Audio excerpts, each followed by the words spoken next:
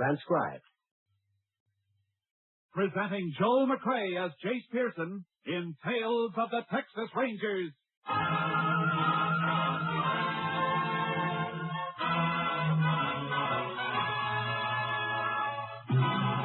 Tales of the Texas Rangers, authentic stories from their official files. Texas, more than 260,000 square miles. And 50 men who make up the most famous and oldest law enforcement body in North America.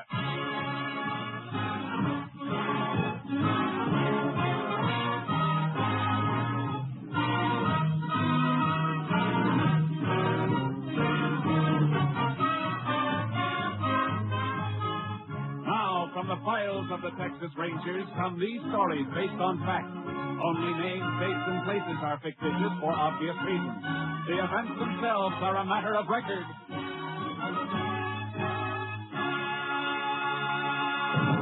Case for tonight, Living Death.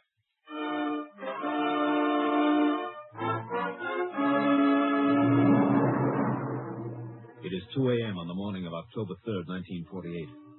A man stands in the brush on the American side of the Rio Grande, watching another man wading rapidly across the river from the Mexican side. Come on, hurry up. Senor Green? Senor Green, where are you? Over here. Shut up. Oh. I almost fallen. Never mind. You crazy wearing a white sombrero with that moon? What is the harm, Senor Green? Nobody see the echo but you. Don't be too sure of that. Somebody followed me down here. I don't know whether I shook him or not. The Border Patrol? No. Hijacker, maybe. You got the package? See, right here. 20 ounces. Okay, here's your money. 200 an ounce. $4,000. Oh, gracias. There'll be another shipment next week. Yeah, I know. I'll meet you here again on the 12th. Same time. And be a little more... All right, amigo. Someone does follow you? Quiet. Sound came from over there. He's moving this way. You'll have to crawl through that clearing first, and the moon's right on it. You going to use a gun? What do you think I got it for? Keep quiet. There he is, coming into the moonlight. Yeah, he doesn't see us. Just like a sitting duck. You hit him, senor? Yeah.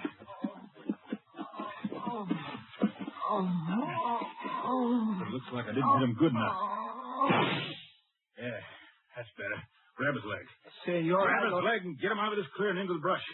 The longer it takes to find him, the better. Senor Green, we shouldn't have met this place again. You will not be safe. All right, drop him here. No, we can't use this place again. It'll be too high. I must get back across the river. Where do we meet next time? Next time, use our old crossing, near Lajitas. I'll get lost. Fast!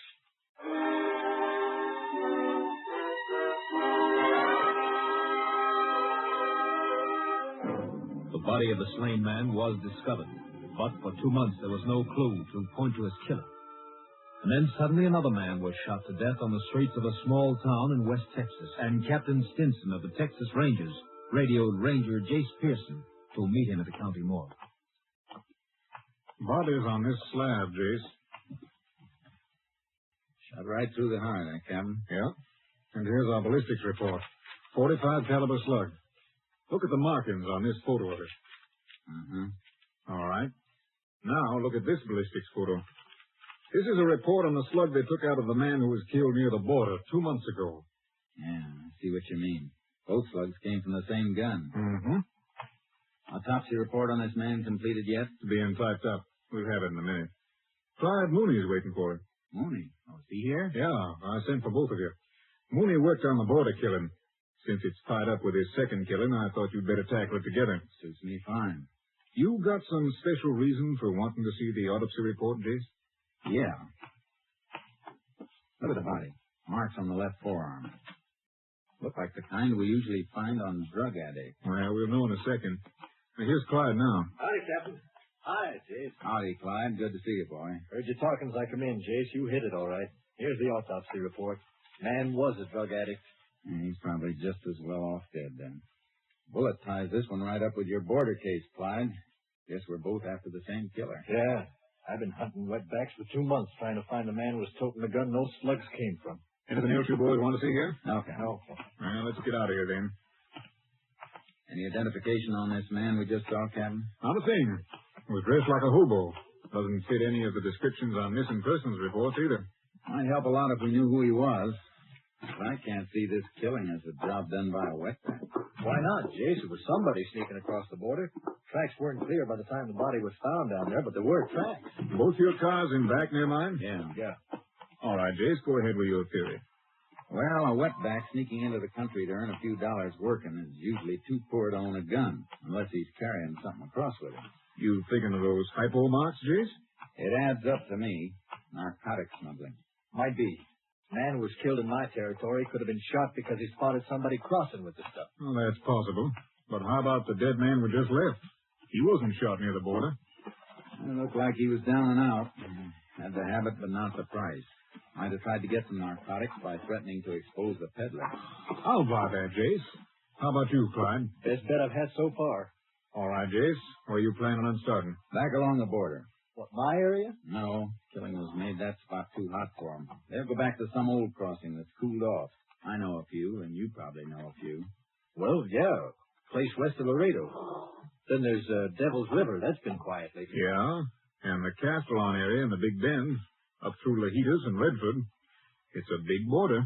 Yeah, so the sooner we get started, the more of it we can cover. You're dragging a double trailer, Jay. Suppose I load my horse in with charcoal. We'll use one car. Good. Let's go.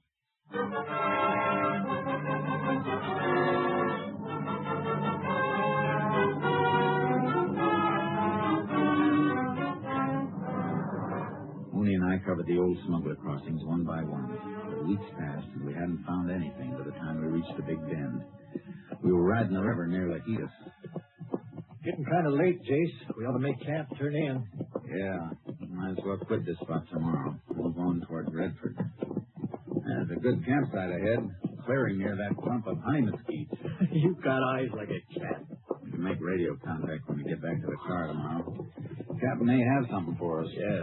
What was it he said he'd check on? Narcotic possession cases. Trying to pin down areas where the drug traffic seems to be the heaviest. Man who's smuggling narcotics must be picking up for a central distributor. Well, it could be just a small operator. No, small operator's business wouldn't warrant the risk of crossing the border. Whoever makes the pickup is working for a boss. Well, why couldn't he be the distributor making his own pickup? No, big boy'd play it safe. Stick somebody else's neck out, not his own. Here we are. Ooh, Charlie. Ooh, boy. You want to get the bedrolls off, Jace? I'll strike a fire, get some chuck cooking. No, let's skip the fire and eat cold. Why? We're moving out of here tomorrow. I'd like to watch one more night. It's too quiet here. There haven't been reports of any trouble in this section in almost 3 years. We haven't even spotted a wetback trail. Okay, no fire. Might as well let the horses drink before we hobble them. Come on, sir. Come on, boy. I want to rub Charcoal's legs down tonight. Lechuguilla's been cutting him up. Yeah, I got a few nasty scratches myself. Attaboy. Drink up. You looking for something over there, Jace? Yeah. Let the horses go for a second. Come here. Bring a flashlight. What is it? Light depressions in this mud bank. Just barely saw 'em. Flash the light. Yeah. They were tracks, all right. Not much left, though. Something else here. Piece of paper half buried. Must have been stepped on. Brown. Looks like that brown stickum paper they use to seal packages. No. This is the kind of paper a bank uses to wrap money. Look. There are traces of blue on here from an ink stain. Yeah, can you read it? No. Maybe the lab at Austin can. Anybody who tore a band from a packet of money in this spot must have been counting it. Yeah. This isn't exactly a business neighborhood. Let's stake out, boy. We found some kind of a crossing, and it may be the one we're looking for.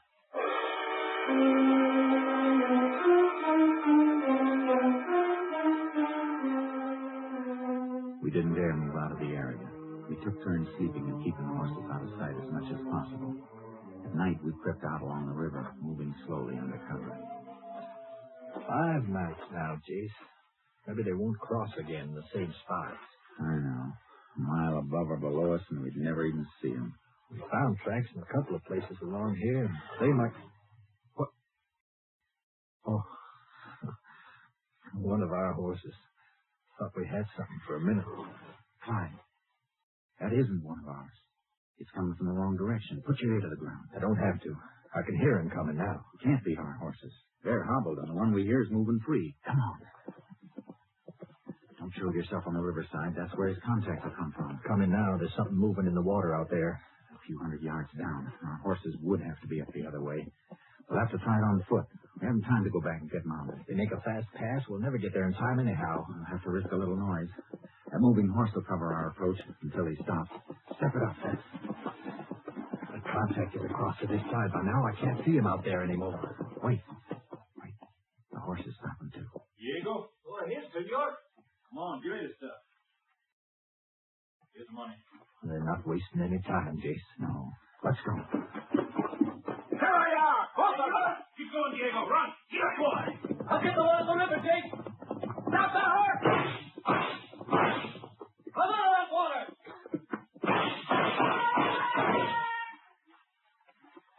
You get him, Clyde? He shot at close range, Jace. I have to kill him. We got to leave and get after that rider. Let's get to the horses. Right.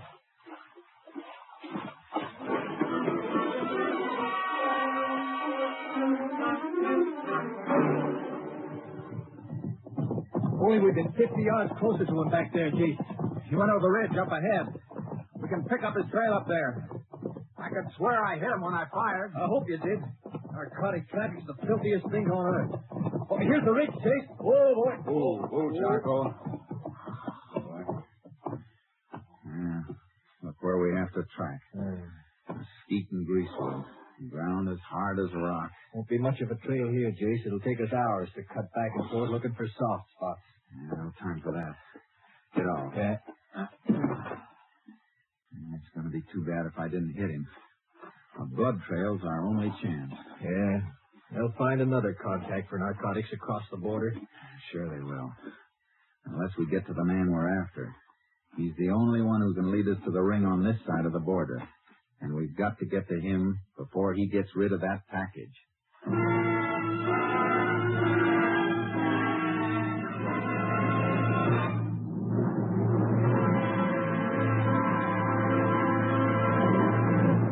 You are listening to Tales of the Texas Rangers, starring Joel McRae as Ranger Jace Pearson. Today marks our first Sunday broadcast, and we sincerely hope that all our old friends who listened to us on Saturday night will be with us at this new Sunday time. Also, we extend a cordial welcome to our new listeners and hope that you'll be with us every Sunday at this time. Now we continue with tonight's case, Living Death, an authentic story from the files of the Texas Rangers.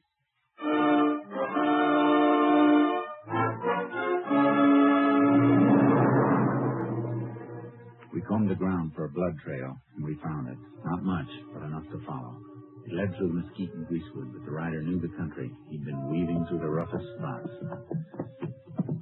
He's a smart one, Jace. Yeah, slowing us down all the way. Got a good hour on us by now. And an hour is too long.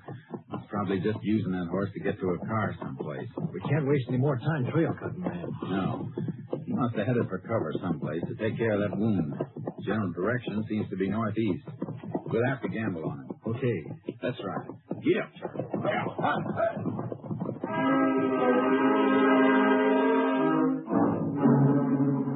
After 2 miles, we reached a road and picked up the trail again.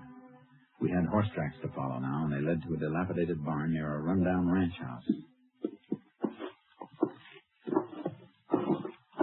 He was here, all right, Clyde. Blood in the hay and his torn cloth, ripped a piece off his shirt to make a bandage. He knew this spot and headed right for it. He must have been here before. Yeah. But we're still way behind him. Main road's only a mile or so from here. He's gotten to his car by now. The ranch house is dark. Let's wake him up. He might have seen something or heard something. Leave the horses here. Okay. This place sure has gone to seed, Jason. Yeah, it's a big house, falling apart. Fences sagging, no stock. Must have been a nice ranch once, though. There isn't any more. A man gets his living from the earth, you'd think he'd take better care of it. Here's a house. Open up. Hey, wake up in there. Who is Texas Rangers, ma'am. We'd like to talk to you. Just a minute.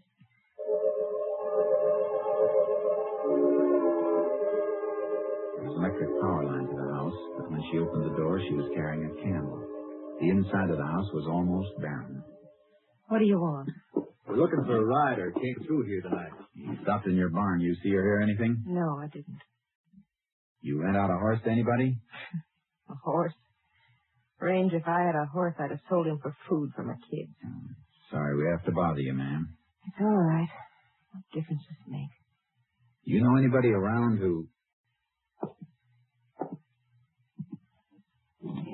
Ma'am, would you mind holding your candle over the mantel of this fireplace? Why? Jace, that picture. The picture was a photograph of a man. The face was younger, full and healthier than when we'd seen it last. But there was no doubt about who it had been. Jace, that's a picture of the man we saw with the cap. The body in the morgue. What? Take it easy, ma'am. Ma'am, I'm sorry. When did you see him? Oh, it can't be, Daddy. It can't be. I'm afraid he is, ma'am. You'll help us a lot if you'll tell us who he was. Jack Prentice. My husband. Oh, my poor kid. Oh, why didn't you report him missing? Because he left me 2 years ago. He'd sold and lost everything we owned. He was sick, half crazy, acting like a madman. I don't know why I didn't do anything. He'd never been like that before. Got any idea at all what started it? A friend of his. Jack was all right. He was a good husband and father till he took up with Virgil Green. Then he spent more time with him than he did with us. He must have been gambling or something. We had a good place here. Then it was all gone. This isn't going to be easy to take, ma'am. Your husband wasn't a gambler. He was a drug addict. Oh, why didn't you tell me? I begged him to go to a doctor, but he wouldn't. When did you see him last? I told you 2 years ago. When Virgil Green left you, Jack left right after you. You seen this Virgil Green since then? No. You know where Green went after he left here? No, but it must have been Chino. I got a couple of letters from Jack came from there. And then he stopped writing. I didn't know where to speak. Ma'am, I hate to leave you like this, but we'll see if we can get you some help later on. Nothing can help anymore. Not for me. But I begged for my kids. You won't have to. You'll hear from us. Come on, Clyde. We gotta get the boy who gunned her husband, Jace. We gotta get more than one. We gotta get them all. The whole ring. And there'll be 100 more like her husband, dying slower and worse than he did. You think this Virgil Green is a link? It must be. Fits the cards we've been playing. Jack Prentice couldn't raise money to buy from Green, threatened to expose him, and Green killed him. Then he killed a man near the border, too. Gotta try to pick up Green at Chino. He knew this place. It's a fair bet he's the man we've been chasing. Get up, Charcoal. Oh, boy. Taking him is going to be a pleasure. We can't take him. Not until we find out if he still has that package. We better knock on these ponies until we get to our car. Get up.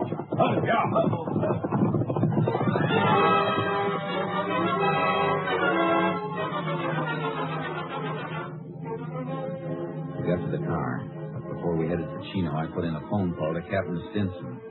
All right, Jace. I'll have a Ranger plane pick up that bank wrapper and send it to the lab. It may be a bank in Chino. Now, that fits with a few other things. My checkup shows a heavy drug traffic in and around the Chino area.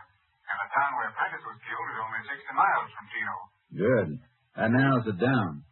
See if you can dig up a Chino address on Virgil Green while we're driving up there. He's only 2 hours ahead of us.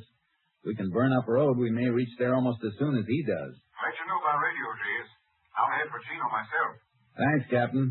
We'll see you there.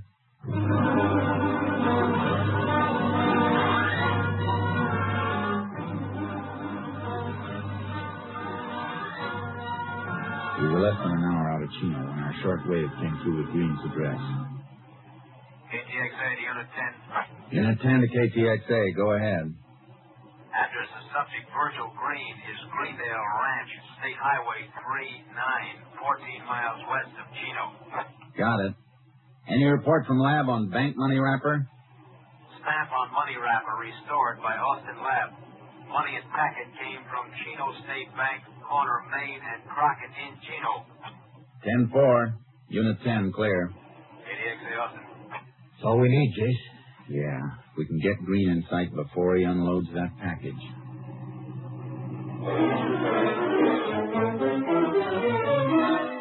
It was dark when we reached the Greendale Ranch outside of Chino. We made up time on Green's head start because we saw a car and horse trailer pull into the ranch just ahead of us. A man got out of the car and limped up to the house, and he was carrying a package. Walks like a man's been shot in the leg, Jace. Yeah. Don't turn in after him. Go on past the ranch. Okay. Where do you want to stop? Where we can watch the house and keep the car shielded. Well, there was some heavy brush on the other side of the road just across from Green's place. All right. Turn around and go back. And keep an eye on him from there.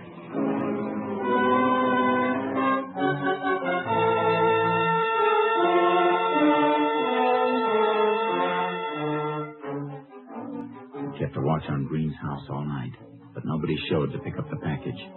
The next morning, Green came out and got into his car. We followed him into Chino. He's pulling into a parking space up near the next corner, Jace. Yeah, slow down. Getting out. Got the package, all right, sticking out of his pocket. Park here, quick. He's going into that building on the corner.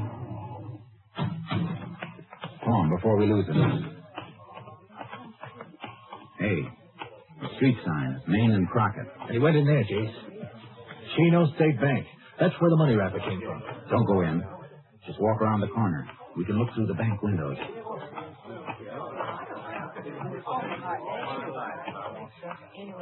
There he is, Jace. Last counter at the rear of the bank.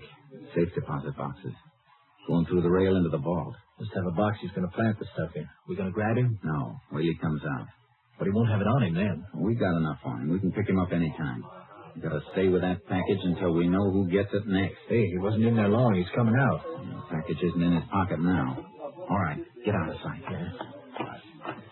He was in there just long enough to open up the box and drop it. Yeah, you've seen the package now. Drift around to the front of the bank. See that nobody leaves that vault with it unless you follow them. Okay, where are you going?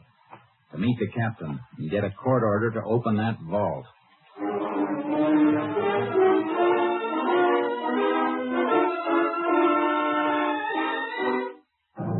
We got the order. Then we waited until the bank closed and the employees were out. We got the president of the bank at his home and took him back to open the vault. Alex, most distressing, gentlemen. Oh, come in, please. All right. Which box is Green's? 421, right here. Want to open it for us? 5 calls. Say, It's empty. Now, couldn't you have made a mistake, Ranger? No.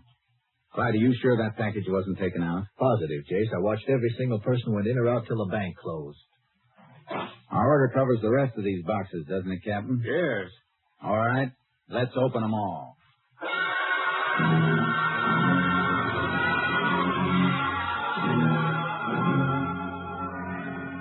We found what we were after, but not the way we expected to find it. The stuff was there, all right, but it had been split up into smaller quantities.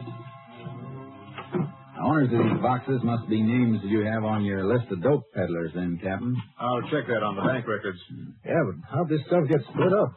Green wasn't in here long enough to do it. Oh, he couldn't have done it. His key would only give him access to his own box. It'd have to be done by somebody with a set of duplicate keys. Somebody working here. Well, that's impossible. Only the head cashier and I have duplicate keys. Were you in the vault after the bank closed? No, sir, I haven't been in here all day. That's truth, Jace. I could see him through the window. And then the head cashier's our boy. He's the distributor. And a pretty clever distribution scheme, too. No direct contact, and he has access to the vault after the guard has left. If he's handled those packets, there'll be fingerprints on them. What's his name and where does he live? His name is August Weber. He's got a big ranch over near Estrella on Highway 39. And I know how he got it now. He said he was making money on investments. Investments? He meant a black market in human souls. Come on, Clyde. Let's get him and Virgil Green.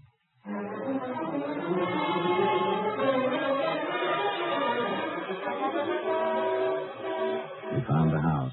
On the elaborate building on a fine ranch. There was another car in the driveway when we pulled up.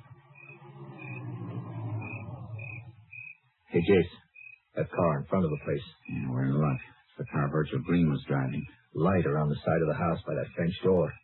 Maybe they didn't hear us drive in. Good. Let's slip up on that side of the porch and find out.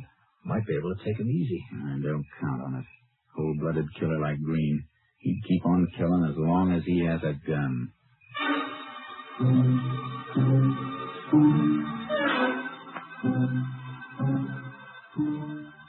slipped up to the French door. It was locked and we couldn't see through it. But their voices drifted out through an open window. Well, my leg's infected. I gotta see a doctor. Have him report a bullet wound? You want me to die? I could put a bullet in you, too. Well, let me know when you want to try. Done a little killing myself, Green. Only I've been smart about it. Nobody's caught me yet. All right, Clyde. Let's kick a hole in this door. All right. Don't move. Don't breathe.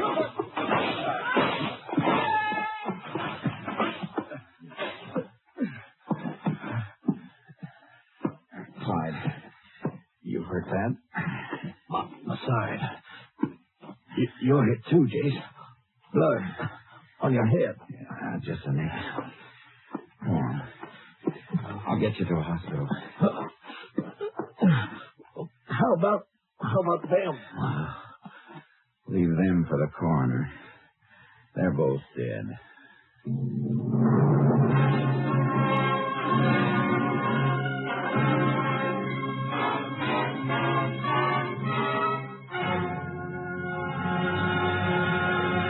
The gun found beside the body of Virgil Green proved to be the murder weapon the Rangers had been seeking. Narcotics peddlers having safe deposit boxes at the Chino State Bank were rounded up, and they admitted they had been supplied by August Weber. They were tried and sentenced. The traffic in living death was halted.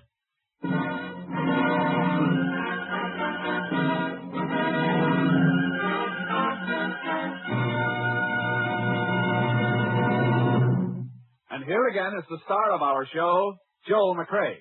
A friend of mine returned recently from a visit to Texas. While he was there, he'd seen a Texas Ranger, and he asked his host, a rancher, what the requirements were for a man who wanted to be a ranger. The host looked thoughtful for a moment and said, well, I'd say if a man could ride like a Mexican, trail like an Indian, shoot like a Tennessean, and fight like the devil, he might have a chance to get in.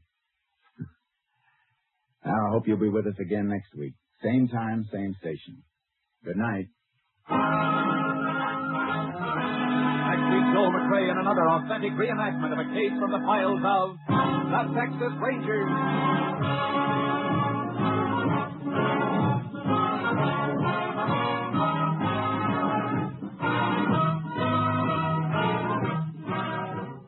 Joel McCrea is currently seen starring in the MGM production Stars in My Crown. Tonight's cast included Tony Barrett, Barney Phillips, Larry Dobkin, Byron Kane, Ken Harvey, and Lillian Byers. This story was transcribed and adapted by Joel Murcott, and the program was produced and directed by Stacy Keach. This is Hal Gibney speaking.